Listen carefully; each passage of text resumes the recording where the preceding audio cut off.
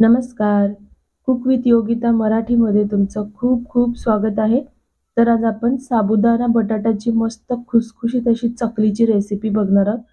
तर ही जी चकली आहे ती एकदम खुसखुशीत बनणार. एक खास ट्रिक आपण याच्यामध्ये वापरलेली आहे.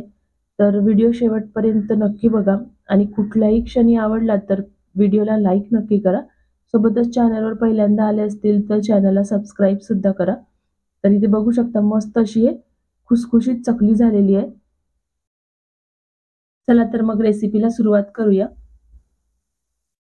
तर मी इथे पाऊण किलो हा साबुदाणा घेतलेला आहे, म्हणजे 750 ग्राम हा साबुदाणा घेतलेला आहे. तर साबुदाणा हा मीडियम साईजचा जो असतो आपला तोच घेतलेला आहे. तर एक पातेलं घेतलेलं आहे, याच्यामध्ये आपण हा साबुदाणा टाकून घ्यायचा आहे आणि सर्वात आधी आपण याला धुवून घेऊया. तर 2 ते 3 पाण्याने स्वच्छ धुवून घ्यायचं आहे, म्हणजे याच्यामध्ये काही धूळ किंवा कचरा असेल तो निघून जाईल. तर मी ते हाताने या पद्धतीने धुवून घेतलेले आहे. आता आपण याचं पाणी काढून घेऊया. तर आता हा साबुदाण्यामध्ये आपल्याला भिजत टाकायसाठी पाणी टाकायचं आहे. तर साबुदाण्याच्या वर येईल एवढं पाणी टाकायचं आहे. म्हणजे आपण साबुदाणा खिचडी बनवतो त्याच्यासाठी जसा साबुदाणा भिजवतो अगदी तसाच भिजवायचा आहे. तर इथे बघू शकता थोडंसं पाणी वरती आहे एवढंच ठेवून आपल्याला रात्रभर साबुदाणा भिजत घालायचा आहे किंवा 12 तास भिजत घालायचा आहे. आता दुसऱ्या दिवशी सकाळी आपण याला बघून घेऊया.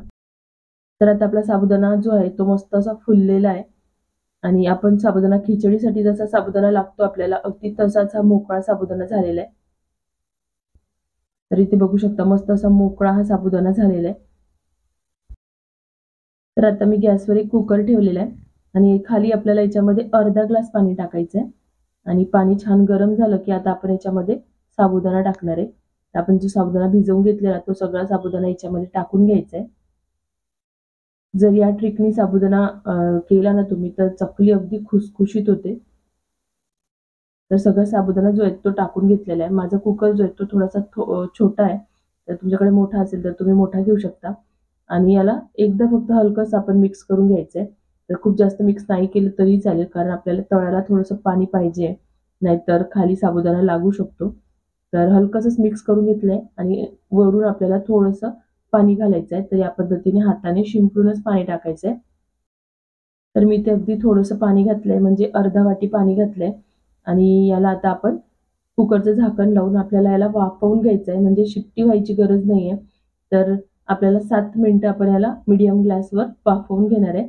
तर जोपर्यंत वाफवून होतो तोपर्यंत आपण इथे बटाटा घेतलेला आहे. तर मी इथे 1 किलो उकडलेला बटाटा घेतलेला आहे आणि बटाटा आपल्याला या पद्धतीने बारीक किसणीने किसून घ्यायचा आहे. म्हणजे चकल्या बनवताना मध्ये येणार नाही. तर या पद्धतीनेच बारीक किसणीने आपल्याला किसून घेणार आहे. तर सगळे बटाटे मी इथे किसून घेते.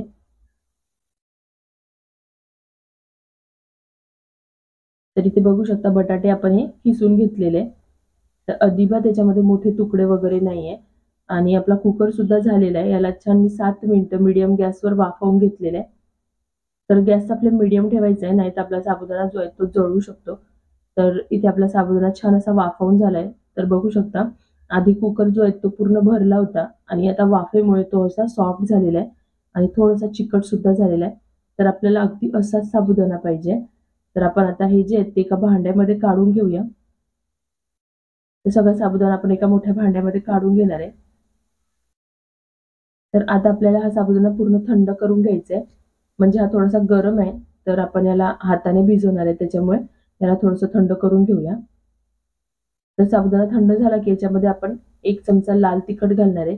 जर तुम्हाला लाल तिखट घालायचं नसेल तर तुम्ही हिरवी मिरची सुद्धा इथे बारीक करून घालू शकता. सोबतच 1 चमचा मी जिरं घातलंय. तर जर तुम्ही उपवासाला खात असेल तर जिरं घाला, नाही तर तुम्ही स्किप सुद्धा करू शकता. चवीपुरतं मीठ घालायचंय. तर मीठ थोडंसं कमीच घालायचंय, कारण वळवणीच्या पदार्थात थोडंसं मीठ कमीच जातं. आणि उकळलेला जो बटाटा आपण किसून ठेवला होता तो घालून घ्यायचा आहे आणि आता आपल्याला हे छान असं मिक्स करून घ्यायचं आहे. म्हणजे बटाटा आणि साबुदाणा पूर्ण एकजीव झाला पाहिजे, या पद्धतीने मिक्स करून घेऊया. जर साबुदाणा वाफवला ना तर चकली एकदम खुसखुशीत होते. तर या ट्रिकने एकदा नक्की करून बघा.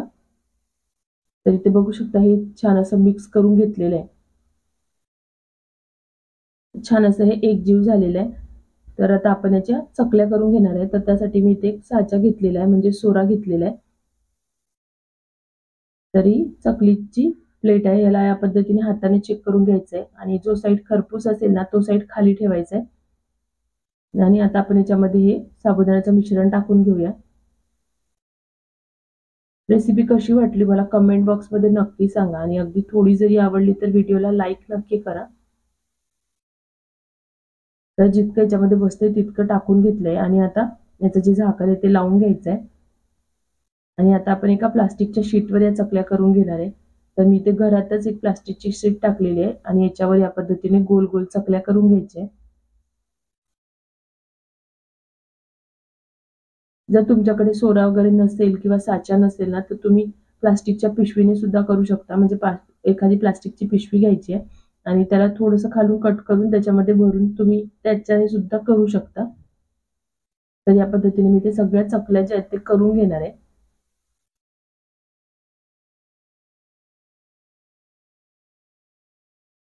तर इथे बघू शकता आपल्या या चकल्या ज्या आहेत त्या तयार झालेल्या आहे आणि भरपूर अशा चकल्या बनतात एवढ्या मिश्रणामध्ये।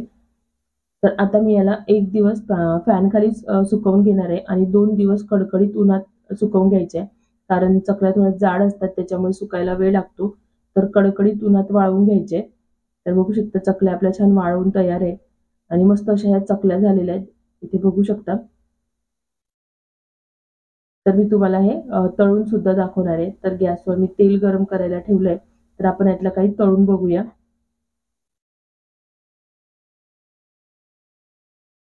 तर आता तेल छान आपलं गरम झालेलं आहे याच्यामध्ये आपण चकली टाकून घेऊया। तर टाकताना चकलीचा साईज बघू शकता अगदी कमी आहे आणि तळल्यानंतर एकदम मस्त असा 3 पट फुलतो। तर इथे बघू शकता मस्त अशी खुसखुशीत आपली चकली बनते। तर या पद्धतीने मी अजून एक तुम्हाला तळून दाखवते।